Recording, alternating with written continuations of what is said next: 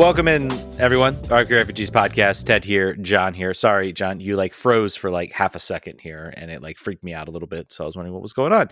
But we're live. We're not live. We are recording. No live show today. We're the opposite of live. We're not live.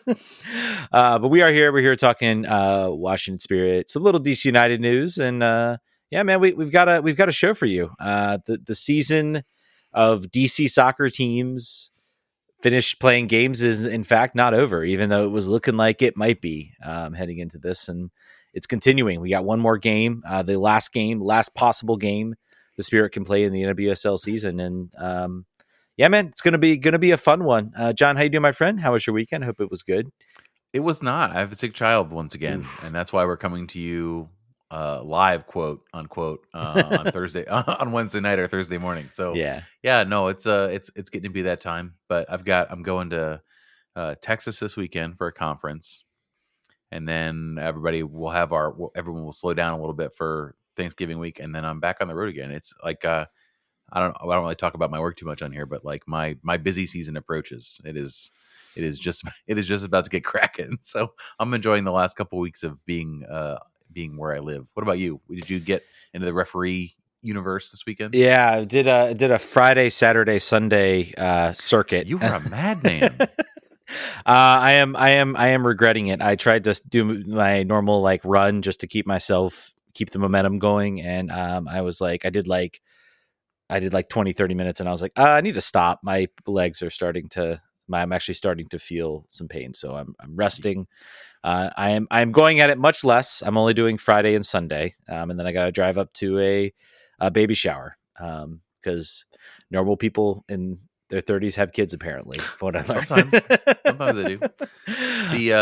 Yeah, man, I'm going to the gym more often, and when you turn 39, your muscle recovery for weightlifting is not great. It's not good. Ted, I don't know. It's not going to get any better for you. It's going to get worse. I've learned I need some new shoes that might have a little more support because the ones I have are getting a little old. And when you're running, and this tournament was entirely on turf fields, and I never got why people complained about turf fields. And then I turned 30, and it was like, oh, this is awful. This feels terrible. So I think our show should really lean into the fact that we're getting older. I think that our listening demo is all pretty much our age anyway, so we should just lean into it, I think. Well, by the way, we should mention, John, if you have a career change, DC United's hiring a scouting manager. I saw that. I saw the salary, and I'm not interested. But 70 to 90K. Geez, that would be fine if it was a scout, but it appears to be the scout of scouts. It's the decision maker, the buck stopping right before going to the GM. I feel like for a team that I assume the revenue is a little bit higher than that, they would want. I hope someone takes it. Someone great takes it. Mm-hmm. I mean, obviously, jobs in sports are they're basically, you're working mostly for the love of the game for almost every position that isn't on the field. So, but yeah, they are. I saw that posting on the internets. I wonder if is that Sean Howe's replacement? Was he was the director of scouting? This is the scouting manager, I believe. Yeah, I don't know. This is the job description. Since we're getting into this, and we are going to open with some DC United news if I could find it. I just had it pop up on my. It's on our Blue Sky. I believe James Lambert was talking about it on Blue Sky. By the way, we divided and conquered between Threads and Blue Sky. I wanted to make sure we were on different. Ted picked the right one. Blue Sky is extremely ascendant, and Threads is already clapped. We post on both of those. I just found an app that lets post on both of them at once. I'm going to be doing that from now on because it is the Blue Sky party from now on. Here is the job description, by the way. Duties and responsibilities: implement and manage recruitment strategy aligned with the club's sporting directives, focusing on both immediate and future needs. Seems important. Coordinate with relevant departments to create a streamlined recruitment plan. Contribute to the maintenance of comprehensive database of prospective players. Lead and oversee the recommendation of player acquisitions. Develop. This is the one that seemed like the important line. Be the final arbiter of who we should pursue. Develop and maintain adhere to the scouting department budget. Hopefully, it is a robust budget. Submit your receipts for your car rentals and whatnot to this budget line item. Evaluate the recruitment process, strategic decision making of the department. Develop and maintain familiarity with MLS and MLS Next Pro roster rules. I saw that. And how they influence recruitment decisions. Isn't that interesting? Serve as a point of contact for scouting related communications, coordinate with agents, clubs, representatives, and internal stakeholders. Talk to podcasts. Yeah. Talk to podcasts. Support the domestic player acquisition strategy, trades, expansion draft, free entry draft, free agency, allocation, ranking. Allocation's not even a thing anymore, right? They got rid of that, didn't they? I think that's no more now. That's done. Like, that's been done away with. So that tells me that the MLS Next Pro thing that seems like a nugget was just a copy paste from some other position, possibly another job. Super draft and waiver draft is the last thing. Willingness to travel, ability to speak Spanish is preferred but not required. Proficiency with Microsoft Office is also listed here.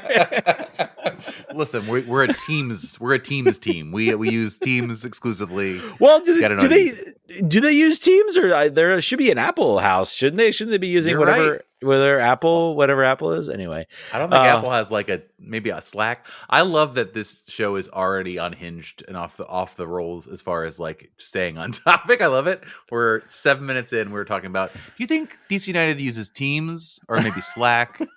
What do you think they use? I don't know. If you're a DC United employee and you listen, please send us a DM and tell us what you guys use to communicate in our office. We've got some content. Anyway, let's close out with some DC United news. We do actually have some relevant DC United news and relevant DC United acquisition news. They have signed former Tampa Bay Rowdies goalkeeper, so dipping right back into that Tampa Bay network. Apparently, we've developed Jordan Farr from Tampa Bay. They have announced the signing. I believe it was official today. From what all accounts, 30 years old, so not certainly on the young side. Designed, I think, to be a low risk, high reward type of player, potentially, it seems like. DC needs goalkeepers, and they got a goalkeeper, so they no longer have 0 goalkeepers on the roster. Tampa Bay was sad to see him go, it sounds like, from fan accounts. I mean, he was their starter. He started, I think, 20 games this year. Mm-hmm. He made 34 starts, 92 save, ranked 6th in USL with 11 clean sheets. Mm-hmm. Got to the Eastern Conference semifinals. Cool. I mean, that's great. I think Connor Antley exceeded expectations before he got injured. Mm-hmm. So I like.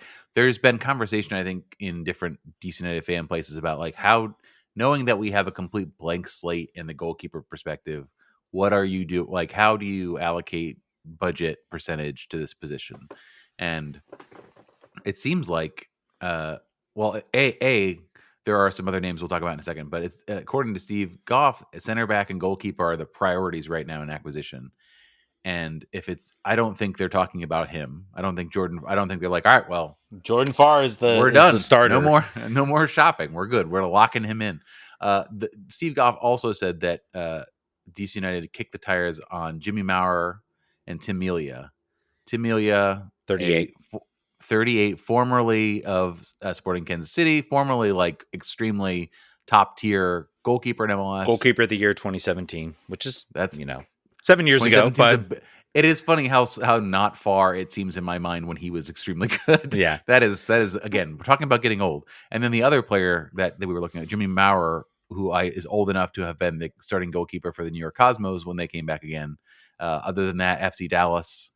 Probably is he kicking around USL, or was he most recently as a backup in MLS? I think he was most recently sort of with FC Dallas. He might have been splitting some time with FC Dallas. I know he only had 4 starts, so I think he got sort of replaced. 4 matches in 2024 with FC Dallas. So 36. 36. So again, and people will point out and talk about goalkeeper ages. You have to think about a little differently from field player ages. It's a very, obviously, don't need to tell me to tell you this is a very different position. I think Jimmy Maurer is sort of your more experienced. You look at when Bono kind of came to this team, when Tyler Miller came to this team, both of them were kind of off like kind of disastrous. I recall very much like people like were not sad in Toronto when Alex Bono left. People were not really sad in LA when Tyler Miller left. So I think these are players that are at least certainly not disaster classes or didn't have disaster classes before coming here. I think this is interesting. It's interesting the type of player they're looking at that goalkeeper position. They've got a USL guy who, hey, I think they said, hey, Connor Antley was pretty good. Maybe there is some talent down here. I think finding that pipeline and maybe developing that pipeline between USL and MLS is something that I think has been talked about a lot amongst like the journalism circles. Like, how do you develop who's going to be the first team that's really going to sort of develop that pipeline? Because that's how it works in the rest of the world. Rest of the world, you do well in the championship, you get call-ups into the Premier League. You do well in League One, you get call-ups into the championship. There's an actual pipeline there that hasn't really existed for MLS. So, and with regards to the two people that who knows if they'll sign him? I think Tim Melia if Tim Melia has other offers, my guess is he might be looking for like one last ride for a championship. So he might be more inclined to listen to teams like LA Galaxy, LAFC. What are you implying about DC United's championship chances? What are you saying? I'm implying that if you're Jimmy Maurer, you're Tim Melia, you're maybe looking for that one last sort of ride, sort of similar to what Dax McCarty thought maybe he was getting out of Atlanta. Like, you've got maybe 1, maybe 2 years if you're lucky. You want to get on a win now type team, and that's kind of what you want to look to do. So, I think would keep in mind, A, they are filling out an entire goalkeeper room. Mm-hmm. B, they are still. I think what they're looking for is the 2 and the 3, and then they're going to go acquire someone with a lot more bona fides at the 1, maybe overseas. Overseas, you think? I do, and the reason I think what they're doing here is I think they don't want to be in a situation where their number 3 is a 20-year-old kid they don't trust to start. Mm-hmm. So the idea is, if you can find for an affordable rate someone that's 37, who, if you threw him in here randomly in a game, could win it for you. Like, he's still you wouldn't want to ride Jimmy Maurer or Tim Melia would not want to ride out there week in, week out for any amount of time. But if something happened and you had to throw them in there, awesome, great. I think you'd feel fine with that. Yeah, Jimmy Maurer would be the more economical. He's around $100,000. Basically, you're right around your Alex Bono sort of cost perspective. So he would certainly be the more cost effective of the two. Tim Melia, I don't know if you're going to get. He was right around 600 some thousand. I think I saw. He ain't getting that next year, I don't believe. Yeah, we'll see. Yeah, but yeah, I would doubt he would get that type of fee. There's some goalkeepers out there. There's one goalkeeper who's currently riding the bench at Crystal Palace. His name is Matt Turner. I don't know, man. That would be a U.S. quality, national team quality starting goalkeeper that you could bring in. Would be a loan? Is he a long-term deal with Arsenal, or what's his contract status? Good question. That's a very good question. I'm not sure. He's probably on a couple years still at Arsenal. He's been loaned out 2 years now. Well, no, he's actually at Nottingham Forest. He's on loan to Crystal Palace from Nottingham Forest. So. Oh, okay, that's right. Okay, so all right, it's certainly achievable. I think they're going to spend money on this position. Some people are saying, let's not spend goalkeeper money. Let's moneyball this thing. I think they did that last year. They basically moneyballed the position last year with 2 goalkeepers who were not in the top tier and were sort of available, and they got poor goalkeeper metrics, or at least were not satisfied with the goalkeeper. I think they're going to want to spend. I think they're going to want to have a proven winner, or someone that has some really high upside, and someone with some leadership and ability to command respect in the back line. So that's what I think. A lot of GMs will tell you, like, if you want to build a winner, the first thing you need to do is get a high quality goalkeeper that can go out and win you matches. Not just be solid, not just make the occasional save, maybe get the occasional clean sheet. A player that can actually be a difference maker. Think Bill Hamid. Think about some of those teams for DC United in 2014, 2015, even 2016. Bill Hamid kept DC in matches when they had no right to be, and allowed them to pick up points and that's what that's what an elite goalkeeper can do. I don't know. Again, the way the roster breaks down, and I wrote this. Please check out my Patreon piece. I need to update it. I had missed. I think I have an incorrect information on the amount of international slots. The team will have 3 international slots. They have 2 players that are going away: Pedro Santos and actually, it's Dahome and Rodriguez. I believe Pedro Santos was not an international. So those 2 are going away, and then they are getting, of course, the spot they traded to acquire Christopher McVeigh from Inter Miami. So they'll have 3 international slots. They again also have 2 potential off-budget players they could sign, either 2 U22 players or 1 U22 player if they keep Patola on the young designated player spot, or another designated player and a U22 if they buy down Patola, which I project they will. That's my outcome that I want. Yeah, that's the outcome everybody wants. I don't know. What I don't know is what I'm curious about is, will that be in the summer? Will that be in the winter? All sort of the things to see. I think they're looking like you, they're looking to solidify that back line. I think then in the summer, you have your pick of options where you can maybe go out and get that sort of game-changing attacking piece. And who knows what's going to happen with Click's contract, who I believe, by the way, was playing in some secret tournament or something and won it. With Travis Scott secret soccer tournament. So he is the most hype beast player we've ever had. He is like, if Supreme was a soccer player, it would be Mateus Click. And good for him. He had having a lot of. I think he's out in Utah in the sands, the underground caves that are like red, and I forget what they're called. I'm dumb for not knowing it, but there's like a cool place in Utah that people go. Anyway, living life. So living life as he should. The other, I'm trying to think as far as DC United before it's not great. If you're a Spirit fan, listen to this and are like, I cannot believe they're talking so much about DC United when the Spirit are going to the championship on Saturday. A, we hear you, but B, we also know the rest of our listenership, and actually they're very excited to hear about these goalkeepers, so we're doing both. But as far as the last DC United news before we get into the Spirit game, and it's not really DC United news, it's somewhat tangential. We had a Ravel Morrison sighting. Ravel Morrison, you will remember, paid a lot of money by Wayne Rooney. Wayne Rooney said he would be one of the best players in MLS when he signed him. Then he was paid to go away. And was like going back to England to practice and be on Instagram Live. Now is in the UAE second division, not playing, and just got called up for Jamaica. And I think in the light of the lost passport situation for the 2 players that they had, I think that's probably why he got called in. But he's still out there, still alive. Still doing this thing. Let's be clear. Ravel Morrison also, he taught me something about how MLS works, in that you can literally just decide, we'll continue paying you. We'll pay out the rest of your contract. We're just not going to register you. And we're not even going to buy you out. You're just going to be here. And you can't never play. Ever explain why. And never tell anyone what the heck actually happened. And then Wayne Rooney's going to be in the summer, we should bring him back. It's we should bring back Ravel. And it's no, we're done with this. He's gone. We lost his number. I'm surprised he's not a Plymouth Argyle with Wayne, to be honest with you. Yeah. Fool me thrice. Shame on me, I suppose, for Wayne.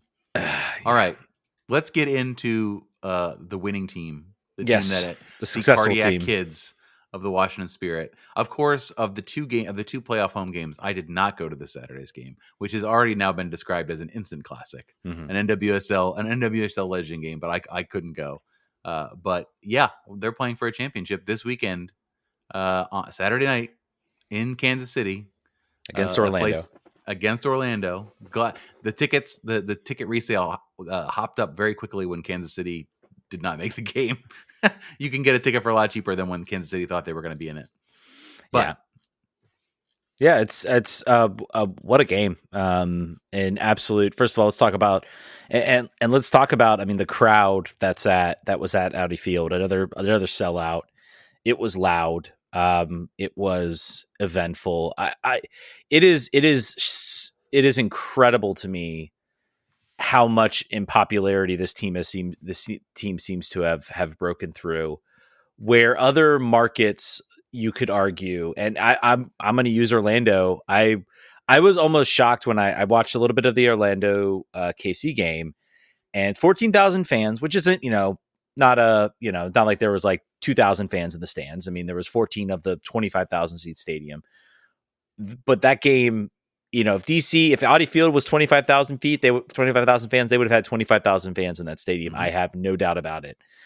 And it really underscores, I think, the market in general, about how great of a soccer market this is. I hope to Jason Levian was at that game. And I'm not going to bring this back to DC, but we talk about how miserable things have been for DC, and to have a team like the Spirit who are playing well, have an owner that's invested, an owner who just donated another $30 million to the USSF, just dropped it. Money falling out of her pockets. Apparently now a billionaire, which was maybe not known. So there's some deep pockets there.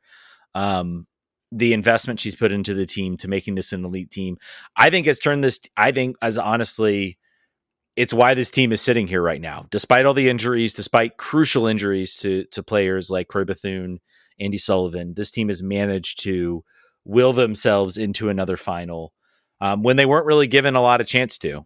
Many people thought without Croy Bethune, without Andy Sullivan, this team was going to fold, and I think they've got the coach involved who's shown an ability to rework this team, who I believe I was talking on the broadcast was like, I don't care about injuries. Like, we're not going to talk about that. We're not going to be negative. We have the players here to do this, and we're going to get it done. And they did. Yeah. Just to draw a line under the difference in how popular they are now. I saw someone post that in the last home playoff game in 2019, I believe it was, there were 6,000 fans at Audi Field at a playoff game, and now they are selling standing room only tickets. And like you said, if there were any more seats, they'd have sold them. The fan base is it is an exciting time to be a Spirit fan. I think it's also an exciting time to be a Spirit ticket rep. Probably, I think for season tickets, trying to sell season tickets, this is certainly a good time for that. This is I think they led the Washington Post coverage. I tried to get access to one of the players last week, and there was one time frame that worked for them, and then all Thursday and Friday, all of the players had commitments across the league, just like jam packed, and it's great to see. Like, it is really cool to see everything take off. It is cool to see the bylines of folks who were there at the game for the semifinal. But I think we're now a little bit too far from the game to walk through it like we would normally do it. Now that we're a couple days out, I think probably just worth talking about some of the best performances and maybe some of the flashpoints. Yeah. Tara McKeown, again, I call out to her. I believe she draws the free kick that gets the tying goal. She does. She does lose the goal that the Gotham score. She was named, I believe, to the second best 11. I have to start to ask with Tara McKeown. I mean, is there national team call-ups? I feel like she sort of thrust herself at least now into the conversation. I admittedly don't know the U.S. women's national team depth chart, but if Sam Staub was in the equation before she got injured, then Tara McKeown should be. I think that she has a unique skill set that, there's been some unconventional call-ups, like Hal Hirschfeld getting repeated call-ups and actual opportunities on the field says that, that there are chances and opportunities. So I think that's certainly within the realm. We could talk about Trinity Rodman getting in a in a bit of a scrap with her former teammate Emily Sonnet. So Trinity drew second yellow in what minute was that? That was 101st. Yeah, 101st. So Brunina got her second. Was it a straight? No, it was a straight red. No, it was second yellow. It's second yellow. I thought second so. Mob's wrong. I was like, did I misremember that? But she basically stood up and sort of mimicked, showed a card in her face, waiting for the ref to. And afterward, and Emily Sonnet did not like that and was basically telling her to shut up and stop doing that. And Trinity looked exceedingly bothered that Emily was the one, after the fact they showed her sort of on camera, and she looked like she was like, I thought we were friends. What's going on here? I don't know what she's actually saying, but her face was very much like, I can't believe that just happened. After the fact, in the post game, she's like, honestly, I have been kicked all season long, and this was just like a culmination of frustration that just boiled out into me doing that. So I get it. She is one of the more kicked players in NWSL, and it was in a high impact moment. And it also wasn't like a huge deal that she did it. It wasn't like it's the end of the world. She did get a yellow for doing it, I believe. Yeah, but you can't. You retaliation. Can't do that, right? Retaliation. But yeah, no. I mean, I will say probably of this playoffs, and this actually makes me kind of intrigued to watch the final. Rodman's had a bit of a quiet a bit of a quiet playoffs. She has not really been sort of the difference maker. It's come from, it's come from players like Tara McKeown. It's come from players like Hal Hirschfeld. It's come from, player Aubrey Kingsbury obviously is a standout player, but from Mateo, Kruger, Kawasi a little bit in this game too. She was suspended for the first playoff game. So I think that's been kind of the story for me in this playoffs. It's been emblematic of the fact that this team has had to sort of rely on other players to step up when star players go down. And they've gotten it, and it's been, it hasn't been pretty. They've had to go to extra time in both games. In this case, a PK shootout. But they've done, the survive in advance and gotten the job done. I think go ahead. I was just going to say, like, Rose was an interesting one for me because while I was watching, I cop to, like, when I see a couple different plays, it will spoil the take for me. Like, I will just be like, bad game. There were probably 3 breakaways where instead of making the easier square ball pass, she opted to shoot from no angles or opted to hold on to the ball too long. And I was like, man, she had a rough game. And then after the fact, I went and looked at all of her stats. I was like, all right. So clearly it was just those 3 moments that I exclusively remember, and everything else was actually pretty dangerous and good. Yeah, I think you reach a good point with Kawasi. It's like, I look at her and I say, I remember I was not impressed with her when I first saw her for the first couple games. I thought she's got speed. There's some talent there, but again, final third decision making for me always left me a little bit wanting. I do think there are certain situations. I agree with you. I think her final third decision making, it needs to be better, and there needs to be some sort of improvement there. Because I think she could be an incredibly talented player, and she could be like an incredibly elite player on this team. And she just kind of has that. She gets into that final third. She does all the hard stuff, and then it's like she gets either the shot or the pass, and it's just like, I know, going into that final third, she's good. Whatever decision was the right decision, she's not going to make that decision, whether it's the shot, whether it's the pass, whether it's anything like that. So, but she still, I feel like, does enough right. She brings speed. She brings a change of pace. I think Rodman has looked better when she's been out there because I think she slides the defense over. I thought it was interesting this game. I do recall a situation, and I don't know if I necessarily agreed with it from Jonah, because he switched Kawasi and Rodman, and maybe that was to open up Rodman a little bit. Maybe they thought there was more on that left side, but I think it didn't really work. I think it kind of muted both players a little bit, and they didn't really get the desired impact that maybe they were looking for. Trinity is one of the most moved players, I think, on really any team I've ever seen. As far as, like, they will move her into 3 different spots on the front 3 to whatever they can think they can free her up to run a little bit more. And it just wasn't. I mean, Gotham is good. You're in the semis, right? Gotham is a very good club. And I remember as I was watching the game, I was like, man, the difference between this game and Bay FC, as far as the danger that New York presents, the press that New York has, and how Spirit at times struggled to deal with it. The attacking, the players on the field, just like the weapons they had.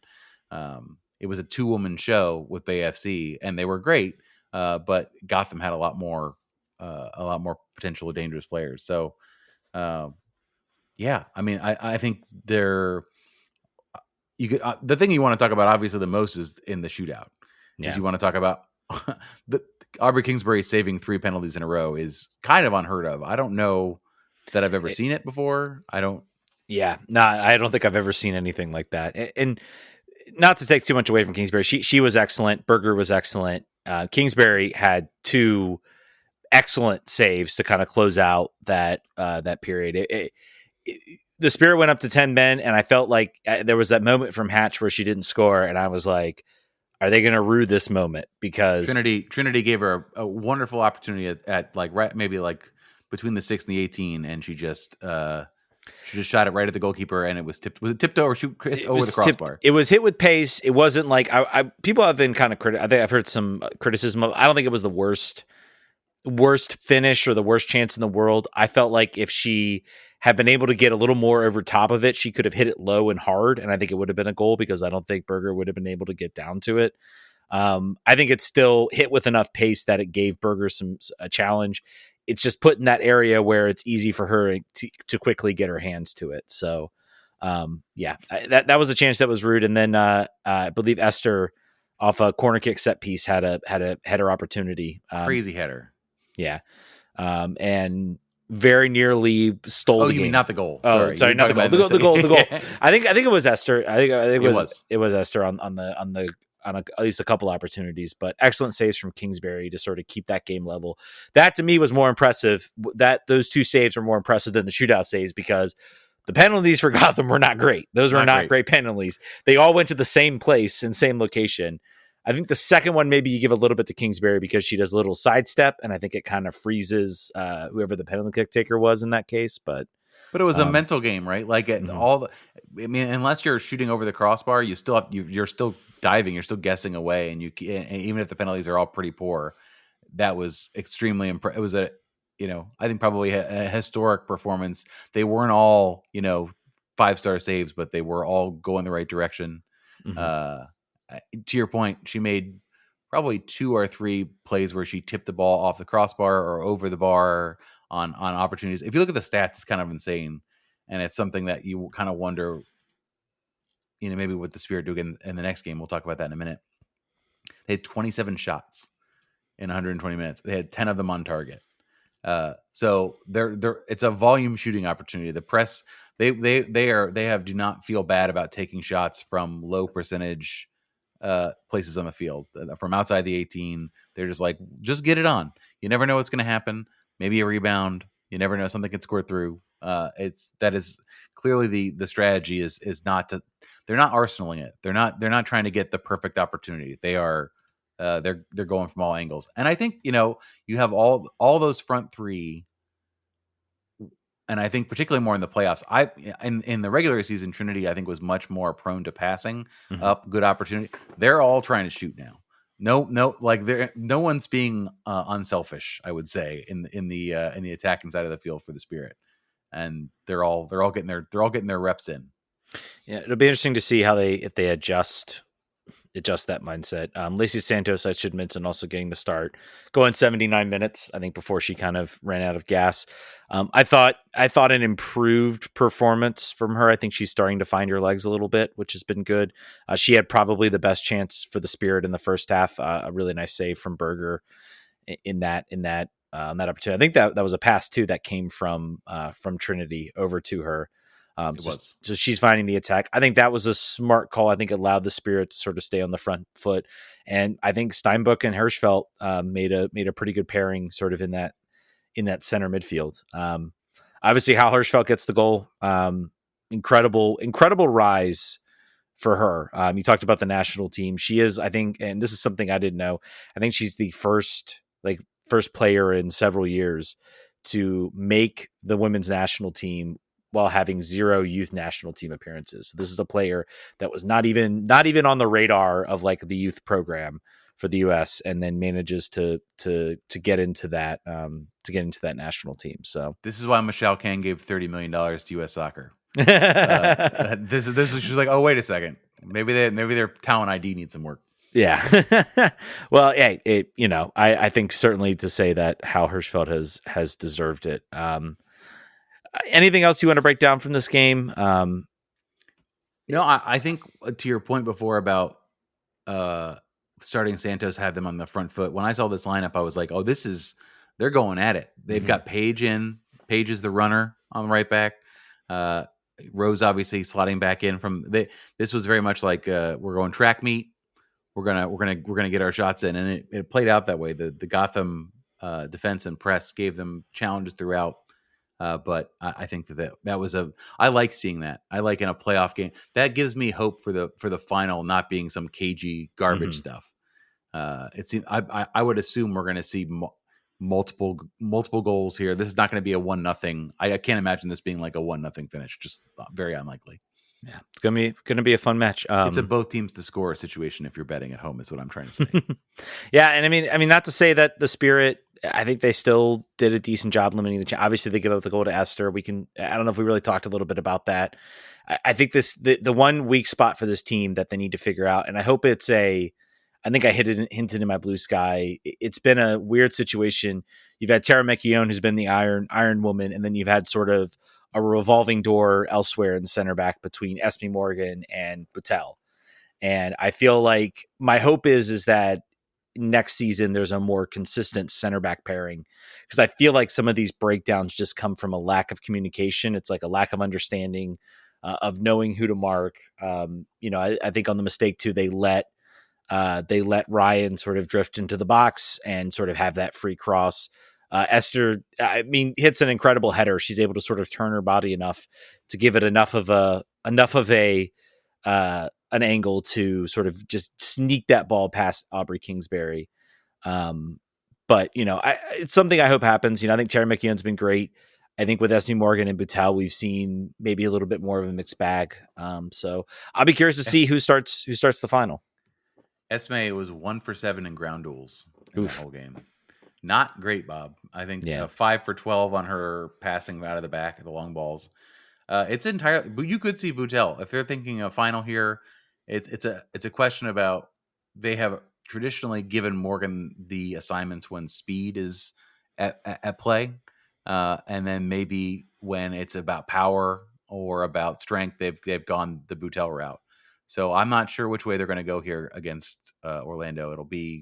It's certainly up in the air. I think someone did some work about Boutel. Maybe I got to check, but one of the other Spirit writers said that Boutel may be a secret weapon for this game. So I don't know what they've got going on, but not Esme's best performance probably. Well, talk about a secret weapon. Also, I want to mention McKenna Morris, who gets the assist on the Hirschfeld goal. We talked a lot about the crossing. I'd be curious to know, you brought up the crossing accuracy last time. I felt a similar vibe from this game about just maybe a lack of accuracy. It will have been better, let's see. Let's find out for sure here. Accurate cross is 28%. So they had better than last time, but still not very good.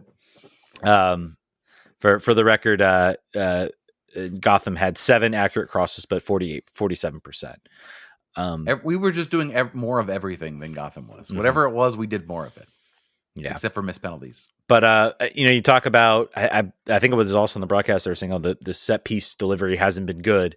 McKenna Morris subs in 67th minute, is the one who plays that cross right to Hal Hirschfeld for the goal. So they weren't wrong though. Heather Stainbrook had two corners that did not.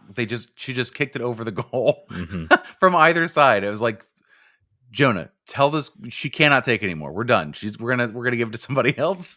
Who's next on the depth chart? Because it's not her.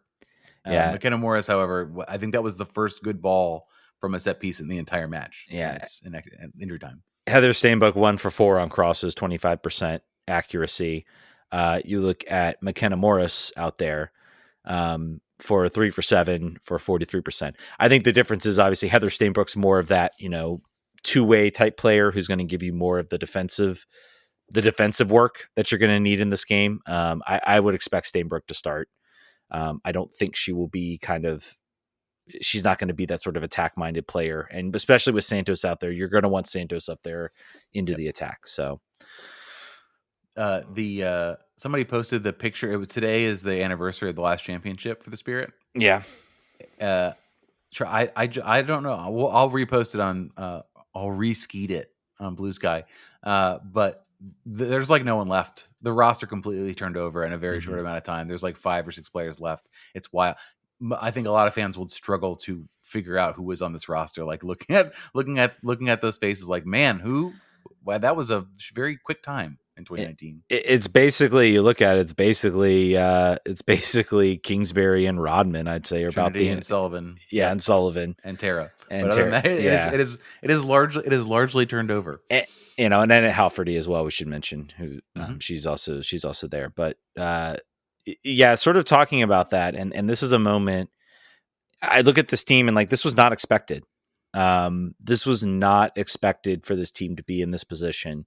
They were having a coach mid-season. The expectations were low. They traded a bunch of players. I think we all were kind of under the impression this might be a little bit of a struggle and a rebuilding year.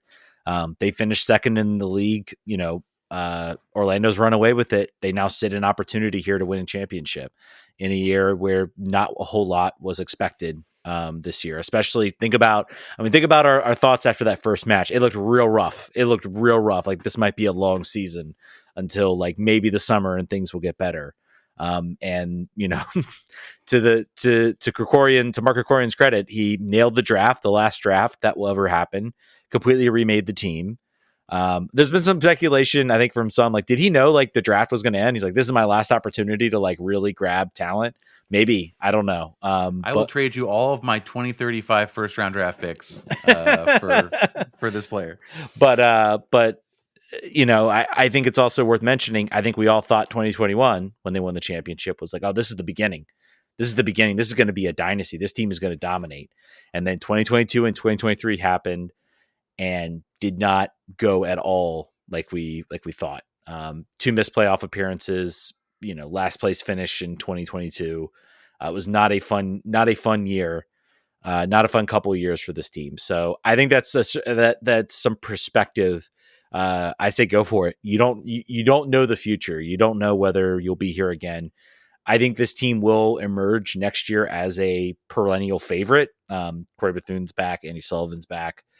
But lots of teams come in as sort of preseason favorites, and it all kind of falls apart. Orlando's in sort of the same boat. I think they are going to potentially lose Marta to free agency. She's the only free agent. She might decide she wants to come back and give it one more ride. But let's talk a little about the game. Let's talk. I mean, this is obviously we all know who the Spirit are facing. It's Orlando. They've had probably one of the best seasons of anybody in this league. Oh, first, before that, let's mention Corey Bethune winning Rookie of the Year. Well deserved.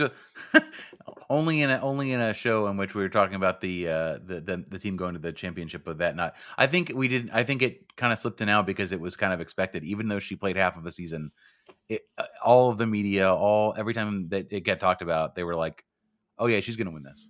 She set the assist record in half the season. Yeah, she now is the co-lead for the assist record. Would have won it if she just played one more match. I guarantee you, she would have broken that record. Yep. Just an incredible season for her as a rookie, and I will be so excited next season to watch her play. I think that's going to be a big thing. It's going to be a fun thing to watch for her next year. It's a shame she can't be on that field and she can't be in that championship game because of what she sort of meant to this team, sort of in that summer run. It's why they're sitting. It's why they got the home field advantage. It's why they're sitting here in second place. So, but yeah, Washington, Orlando. This is obviously, I think we've talked about it last time these two teams faced, the game did not go very well, but again, that was also, that was a weird game. I think there were some injuries. Players were rested. They were really just trying, these will not be the same teams that you will see, facing up against each other. I've seen multiple projections that saying that the Spirit are favored, like due to statistical analysis. But I would put them as an underdog in this game, regardless of how the results have gone in the regular season. It is a different story. This Pride team has been a steamroller all season long. It's very cool to see the number 1 seed make it to the championship. And in my mind, the Spirit have done magic getting here. Both of these playoff games, even though they should have probably walked BFC better based on just the talent differential, even with the injuries, I think they pull a rabbit out of their hat twice. We talked about before, like how many players are down. We didn't even talk about Ule Sar, who has had a back injury and has missed the entire 2 months of the season. It still isn't ruled out. She could drop jump like Sting from the rafters onto the bench for this match. Who knows? But I feel like if they didn't win, it's still an amazingly successful season. They're in a position where they've got nothing to lose. House money, man. Yeah, house money. Just give it your best shot. Don't play the way you've been playing all year. Don't don't. I mean, they don't have the roster to like come out and shell. Mm-hmm. They don't. That's not really the way they're built. Not the coach's philosophy. Not the roster they've got. Not with the injuries they have. But I think it'll be a really great final for a neutral. I think Spirit fans should go in and say, I'm so happy we're here. I wouldn't have thought after the Andy Sullivan injury, for instance, I was extremely pessimistic on their outlook for the rest of the year. I said, that's it. We don't have depth in that position, and teams are just going to walk over us in the midfield, because at that point, Hal Hirschfeld was having a little bit of a dip in form. But here they are. They've got it all to do on Saturday. If they pull it out, they're the story of the story of the season. They're the Cinderella. It's amazing. It's a great outcome. If they don't, like you said, next year is the year where they should be looked at like Orlando or Kansas City, where they're just running tape to tape with depth everywhere. I'm also curious what they do in this offseason. Like, where do you keep building on this team? Like, where with an owner with infinite resources and a general manager who can't make a bad choice? What are they going to do next? Yeah, I think it's going to be they're going to be a team to watch. And also the new, the draft, you have an owner who's willing to put forward money. That she feels very highly. They're going to be a desirable place, even with the fact that a player might look at it and say, I might have a better opportunity of playing for the Chicago Red Stars, but I know I'm going to be treated right here in Washington, and I know I will be given opportunities. So it'll certainly be fun to watch. Players obviously to watch for Orlando. Barbara Banda, probably one of their best players. Marta, we all saw the ridiculous goal she scored. I will say with Marta, like her especially, I think I posted this video, just the fact that she even exists as sort of a top level player in Brazil, considering all the challenges, is unbelievable. And there's still a lot that goes on in Brazil. Like they should be a world power when it comes to that, and they just do not put the investment. And she had to fight for a lot of that. So I will be sad if the Spirit lose. I will not be completely upset, because I feel like Marta of all players deserves a trophy and deserves success for what she's gone through with the Brazilian national team, and sort of also in the professional sense as well. Like she hasn't really been on like dominant teams in the NWSL, and this is kind of her first moment where she's sort of been on one. I think that might be a problem for the Spirit. They might be going up a little bit against fate. But we'll see. It's a fun match. It's one match. Anything can happen. I think we're in for a fun one. There's going to be a lot of, if you want like, the full championship type atmosphere. This game's on CBS, I believe, right? Big CBS. I believe that's the case. I was looking, Stephen Goff posted all this. Yeah. Details. 90 minutes. It's only on NWSL Plus, actually. It's on CBS or Paramount Plus. 90-minute pregame show that starts at 6:30 p.m. Eastern time on CBS Sports Golazo. CBS and Paramount pick up at 8:30, and then the match is listed for an 8 p.m. start. Kickoff at 8:14. Trophy presentation, and then post game on CBS Sports Network. I'm guessing. Or sorry, no, CBS Golazo Network will have post game. So CBS is like, that is like the type of what you want out of a network promoting it. MLS never got that out of a cable network. No, not at all. None of that stuff. Not at all. Well, yeah, also 30-minute pregame. CBS also has a lot of, I think, a lot of benefits in that they have that Golazo network. They can kind of like, push stuff to. If you haven't seen it, it's free. It's a fun little channel. They're putting a lot of investment in that. So, and I think Claudia Pagan is now a full-time staffer there, and I think probably means she's no longer at DC United. So she may have exited the stage. Yeah. So go watch it. I'm surprised with that much pregame. They have not. They have not DM'd us to ask if they want us to fill 90 seconds with some Spirit talk. But I'm going to be in San Antonio at a conference. But as soon as this stuff starts, I'm gonna hide away with my iPad and watch the whole thing. Yeah. All right, folks, that's going to do it. Enjoy the final on Saturday. We will be back to wrap that up, and then we'll be gone for a while. Yeah, we'll be entering a little bit of off-season mode. So, again, thank you guys so much for listening. We'll catch you guys next week. Vamos.